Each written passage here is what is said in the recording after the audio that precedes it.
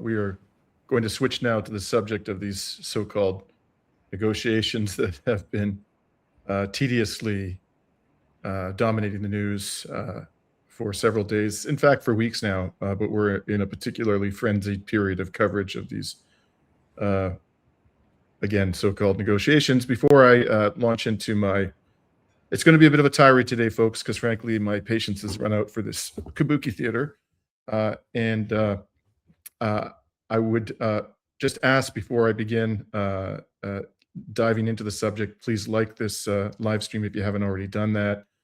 And anybody who's joined us today, if you're not already a subscriber, please become one. We are aiming to surpass 200,000 subscribers by the end of the summer, which would be the 2-year anniversary of Reason to Resist. We are experiencing rapid growth, and you can help us expand the reach of our unapologetic resistance journalism. So with that, let me begin to talk to you about what I think is really going on in this endless kabuki theater to which we are being treated. I'm going to begin with a report in the New York Times, which is an example, I think, of the kinds of frenzied speculation that erupted pretty much on Friday of last week.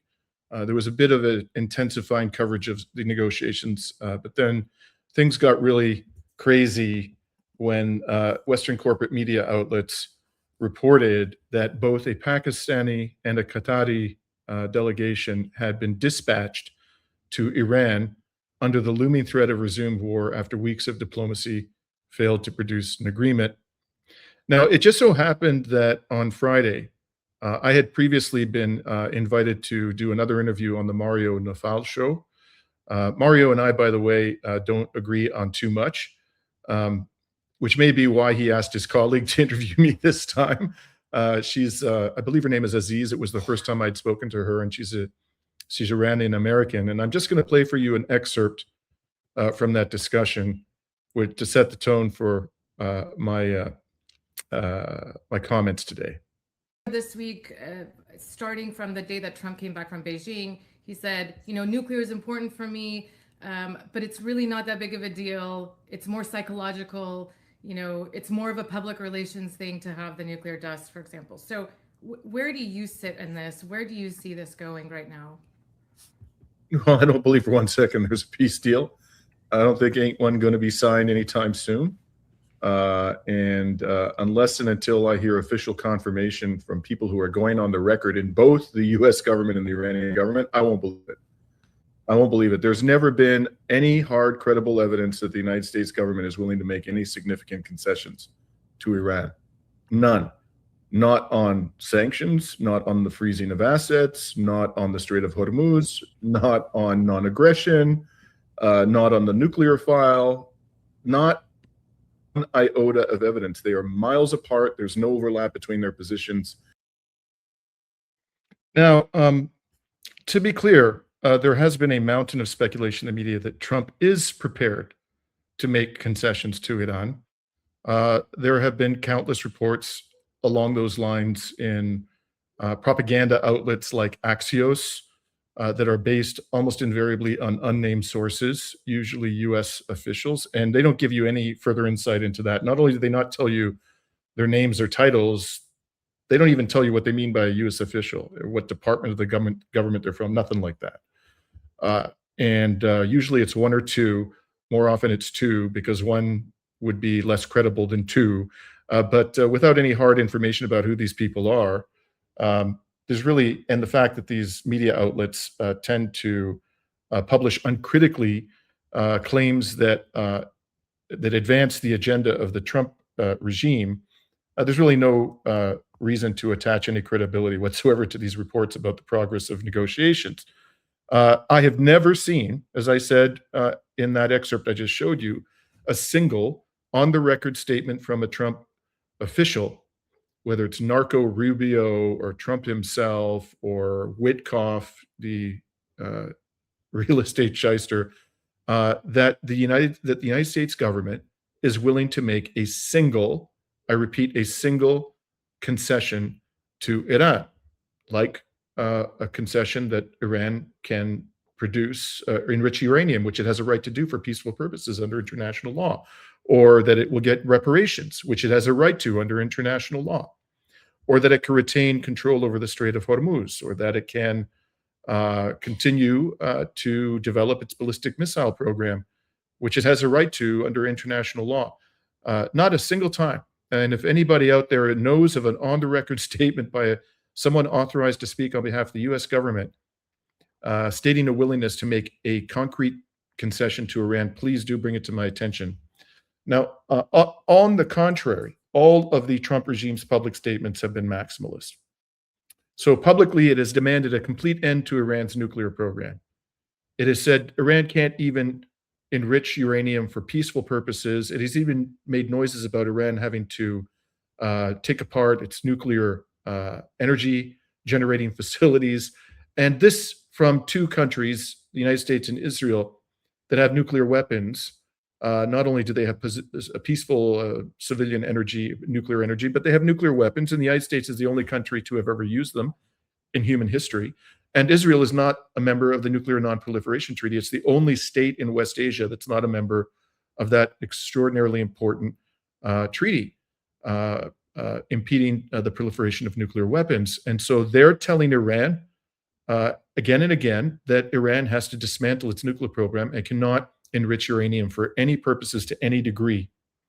The Trump regime has demanded that Iran accept severe constraints on its ballistic missile program, which are actually key, absolutely key to Iran's defense. They have said that if they're going to have any ballistic missiles, they can't have a sufficient range to strike Israel. Well, then what deterrence are they going to have to stop Israel from attacking them?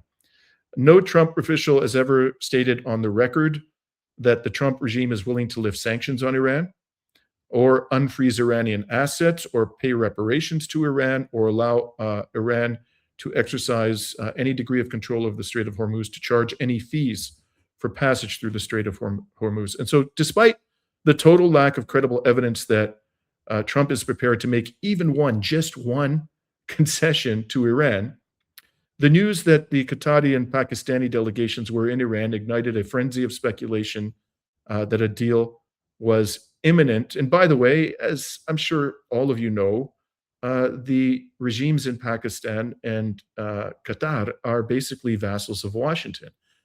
They can't be trusted. They're under the control of Washington, and they're in no position to mediate any kind of a real negotiation. And the Iranians, I think, have been quite patient and diplomatic in treating them respectfully despite those facts.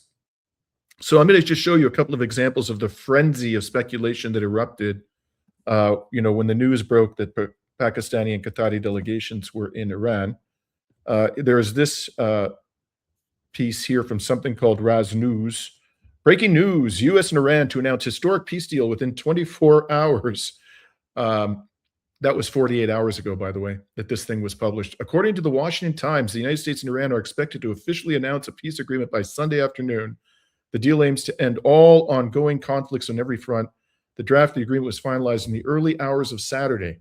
So this thing says that the agreement was finalized 2 days ago and is sent to the leadership of both countries for final approval. And here's another example.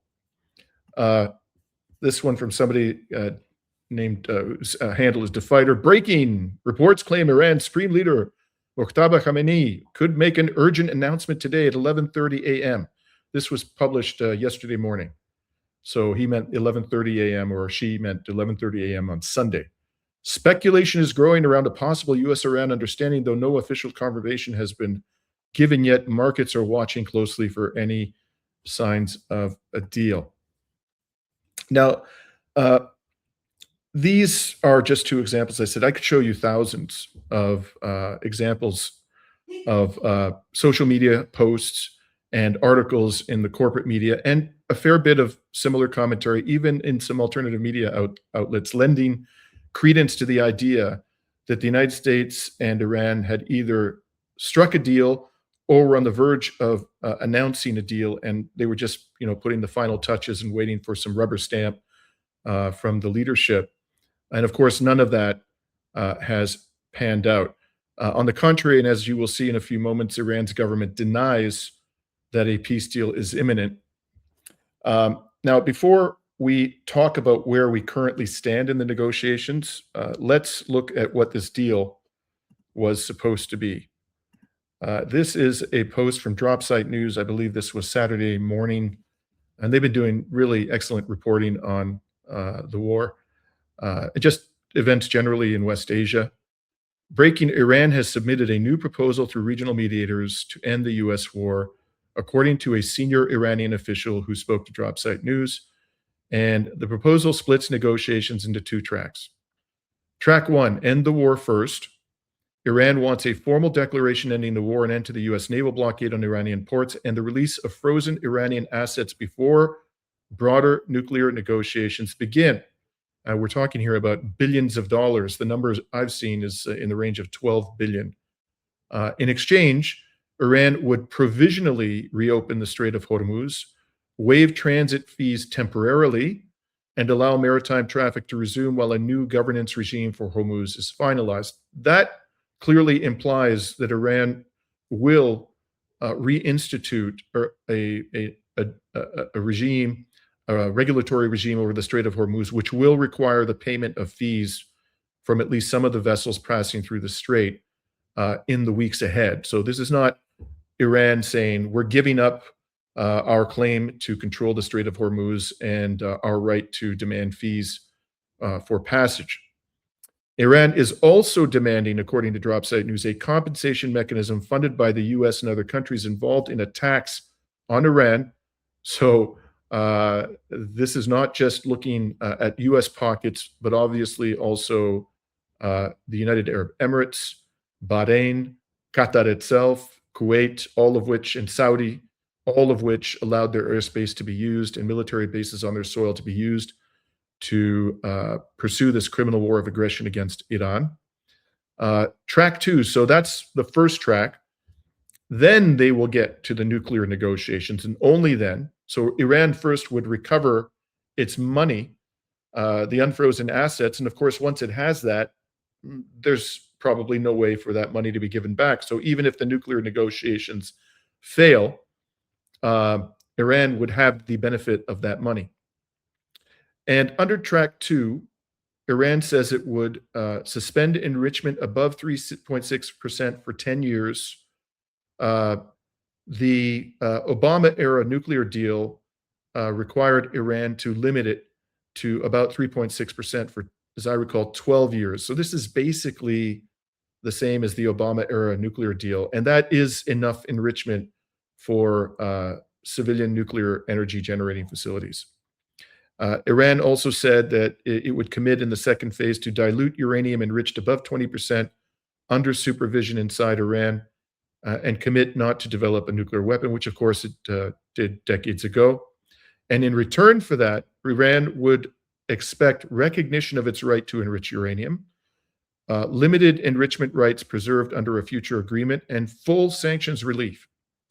The Trump administration reportedly wants the warning deal and nuclear agreement finalized simultaneously while continuing to insist Iran cannot keep enriched uranium. Iran says that demand remains a major obstacle.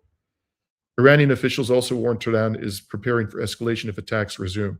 Now, there were a lot of reports circulating after Dropsite came out with this, that this was more or less what the framework of the agreement would look like if, in fact, there was going to be an agreement. And I don't think anybody could reasonably disagree with the proposition that this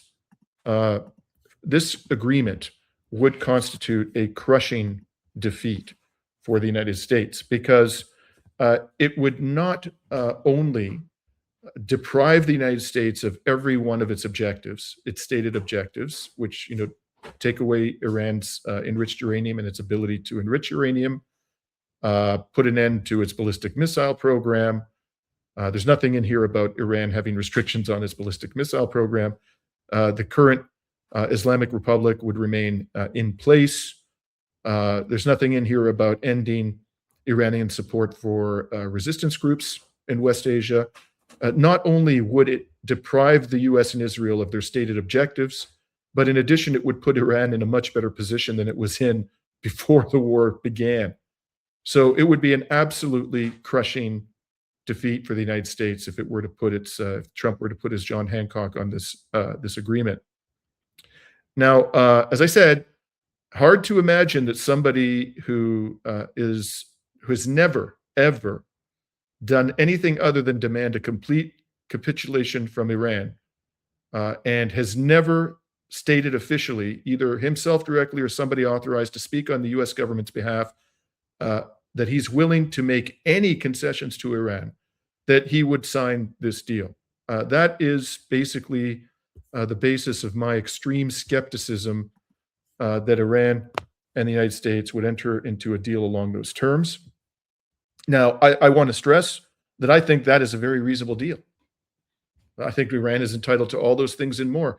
Iran could reasonably demand more than what they put into that deal. They could, for example, say what the Ukraine has been saying to the Russian government. They've been saying that Vladimir Putin has to stand trial for war crimes and crimes against humanity because they say he launched a war of aggression against Ukraine.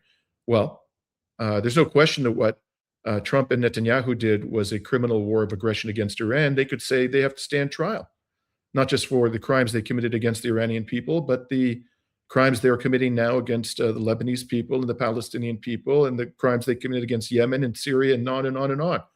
But they're making no such demand.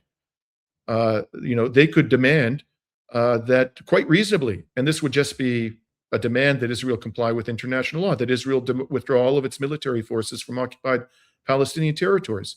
The International Court of Justice has already ruled in an advisory opinion a recent advisory opinion that Israel's occupation of the Gaza Strip and the West Bank are illegal and must end forthwith. So if Iran were to put such a demand in the agreement on its side of the demands, it would simply be calling for Israel, getting a commitment from Israel that it's going to comply with international law. But that stuff isn't in there. So this is actually quite a modest set of demands, but by the maximalist, Western supremacist, arrogant perspective of Trump and all the neocons and even the Democrats, leading Democrats, any of these concessions is a bridge too far. And that's very clear from the reaction of neocons in both the Republican and the Democratic Party after this was announced. So in any case, Dropsite publishes this thing, and all of a sudden, the whole narrative that we're on the cusp of a deal begins to collapse. So I guess it started with this. On Sunday, Al Jazeera English, breaking less than 24 hours after U.S. President Trump proclaimed a U.S.-Iran agreement was largely negotiated, Tehran says that Washington has retreated on key mutual understandings. And this is a report by Ali Hashem of Al Jazeera. And then we learn around the same time that Netanyahu has spoken to Trump about the deal. And Netanyahu, I believe this was late Saturday night, puts out this post. I spoke last night, or it might have been Sunday morning. I spoke last night with Trump about the memorandum of understanding to reopen the Straits of Hormuz and the upcoming negotiations toward a final agreement on Iran's nuclear program. I expressed my deep appreciation, blah, blah, blah. President Trump and I agreed that any final agreement with Iran must eliminate the nuclear danger. That means dismantling Iran's nuclear enrichment sites.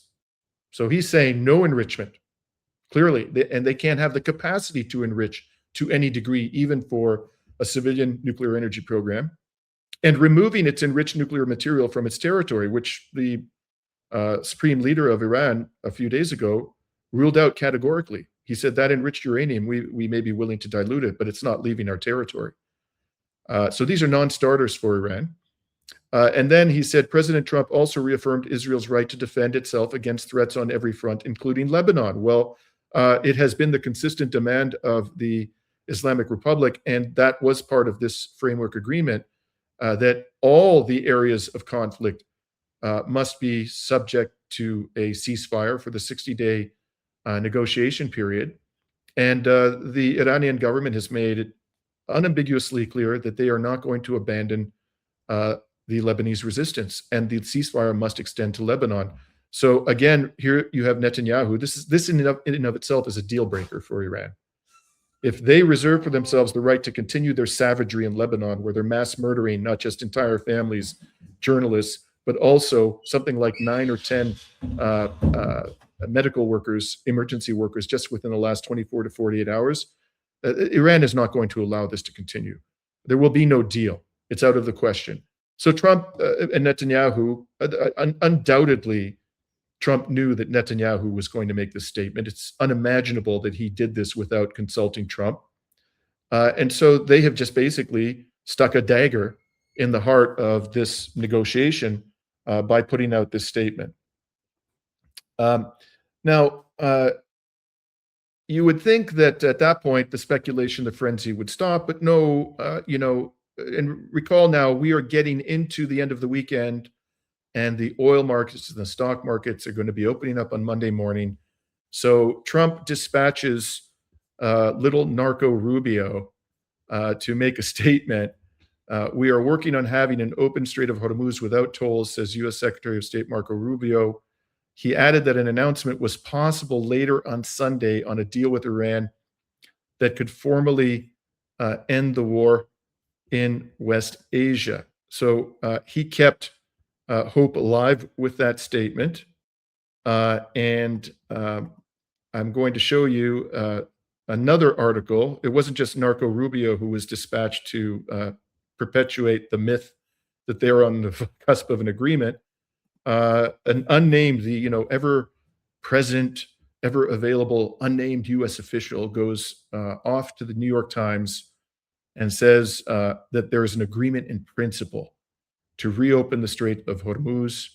The official told the Times that Iran had also agreed to dispose of highly enriched uranium, but stressed that a deal had not yet been signed. American and Iranian officials have described the terms differently. And indeed, Fars News, which is associated Iranian media organization associated with the IRGC, the Islamic Revolutionary Guard Corps, denied categorically that there was any such agreement by Iran.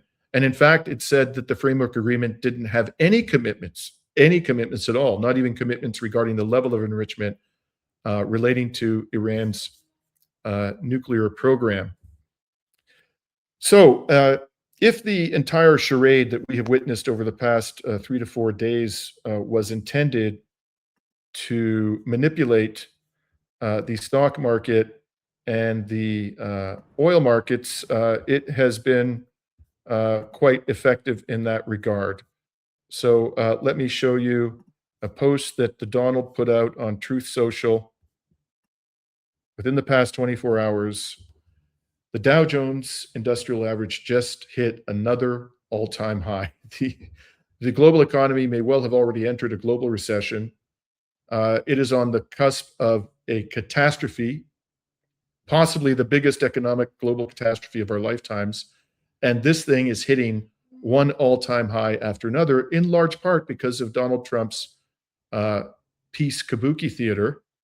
What happened to the price of oil? Well, within the past 24 hours, oil prices fell 6%. That's a pretty sizable movement in one day as U.S.-Iran peace talks gain ground.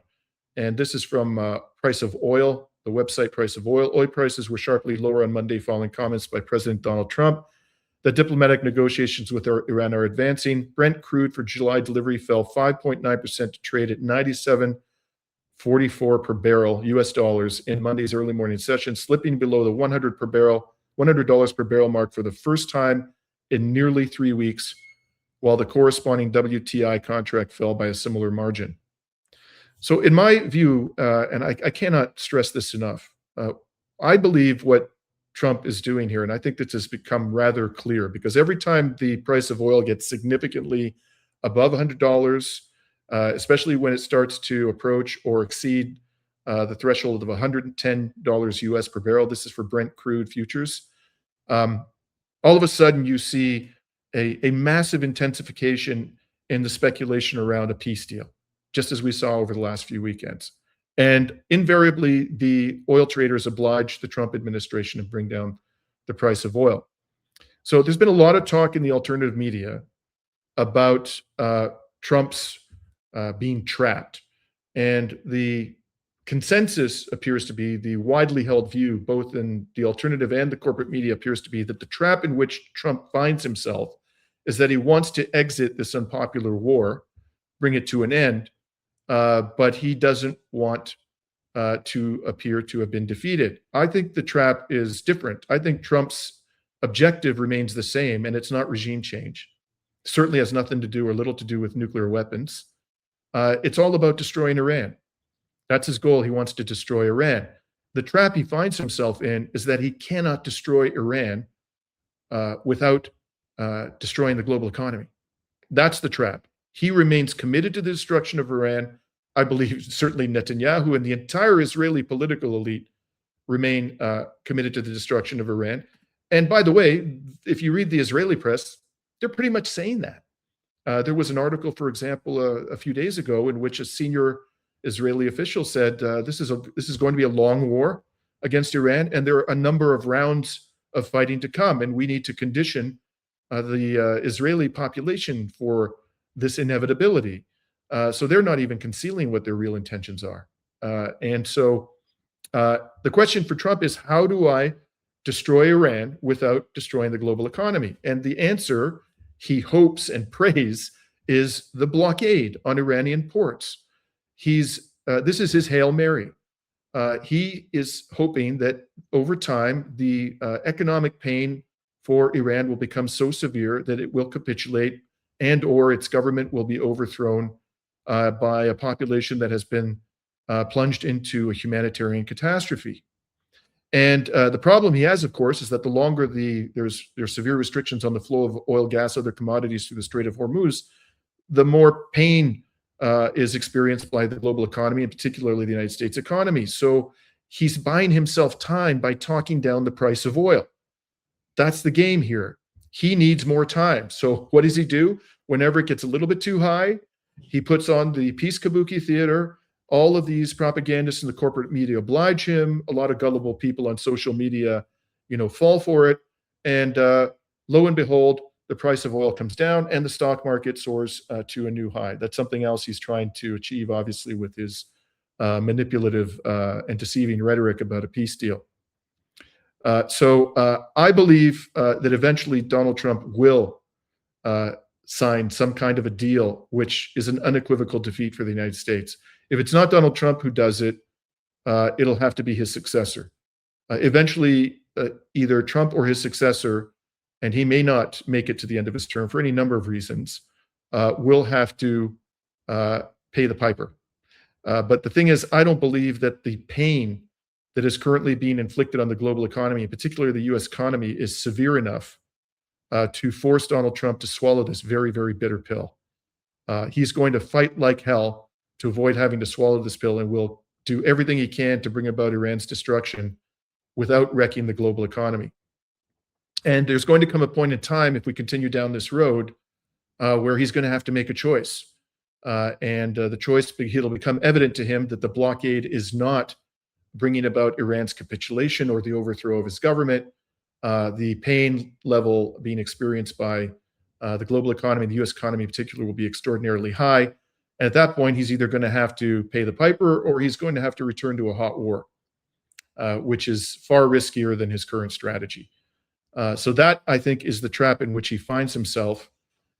When you start seeing people en masse going into the streets and demanding an end to this war in the United States and other Western countries, when you start seeing the collapse of economies countries that are allied with the United States, when you see potentially revolutionary forces being unleashed in Western countries or countries that are allied to the United States, that's when you know that the moment of truth has come for Donald Trump. And I just don't think there is enough pressure on him at this time to cause him to make any meaningful concessions to Iran. Of course, I would love to be proven wrong, but I will say this: even if a deal is signed, I hardly need, I think, to say this to the people listening to this this live stream.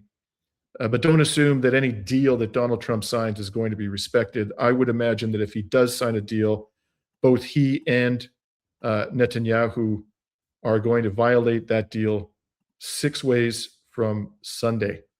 One other thing I want to show you, just to close out this portion of our live stream, is a statement today from the spokesperson of the Iranian Foreign Ministry. It is summarized here by the Clash report. The fact that we have reached a conclusion on a large portion of the topics under discussion is correct. However, to say that this means the signing of agreement is imminent, no one can make such a claim. Policymaking and decision-making in the United States are suffering from a kind of institutionalized vacillation. The repeated changes in positions within a matter of hours, you are faced with different, often contradictory and conflicting viewpoints. This disrupts the process of any negotiation. This man, who I think is being quite diplomatic, I would have put it a different way, because I'm not as diplomatic as this gentleman. What is really going on here is the United States is negotiating in bad faith. You know, when you put forward a position, say, this is what we're prepared to do, and then you retract it, minutes later, or even in the same sentence, you contradict yourself and you leave the other side in a state of confusion as to what your negotiating position actually is. What you are trying to do is pretend that you're having a negotiation when in fact your intention is to crater the negotiation, to prevent any kind of a deal from actually being realized.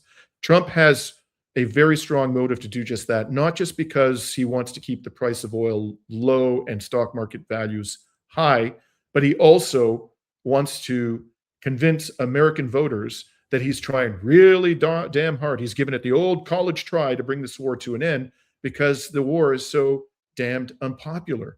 And so all of this endless kabuki theater is, he hopes, enabling him to say credibly when the campaigning begins for the midterm elections that he did everything he could to bring the war to an end, and that the fault lies on the side of the Iranians. The last thing, just a few minutes I want to take to update you on what is going on the battlefield in Lebanon. It really is a bloodbath for the Israelis. Within the past 24 hours, they announced the death of yet another Israeli terrorist. This is a sergeant in Israel's genocide forces. He's from Eilat. He was driving an armored personnel carrier when it was struck in the Bint Jbeil area. That Bint Jbeil is known amongst the Lebanese resistance as the capital of the resistance. He's the 10th soldier killed amid the truce, and the 22nd, this is according to the Israeli military, the 22nd killed since March 2nd when Hezbollah re-entered direct military confrontation with Israel.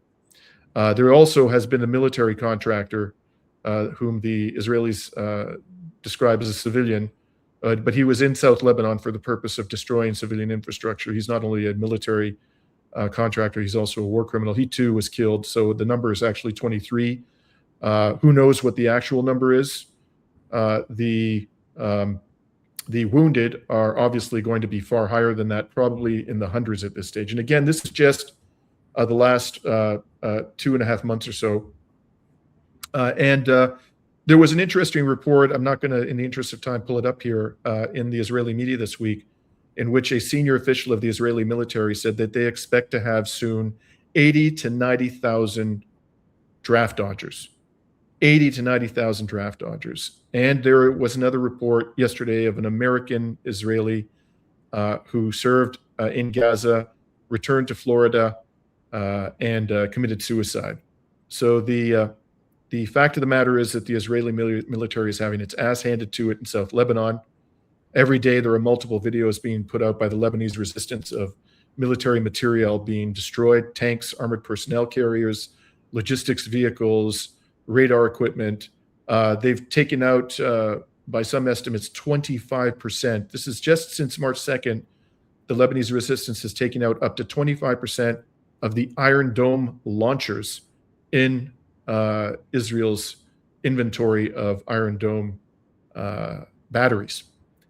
So that's my presentation for today. I, again, would love to see a peace deal come into effect as quickly as possible on terms that are fair to victims of these aggressions.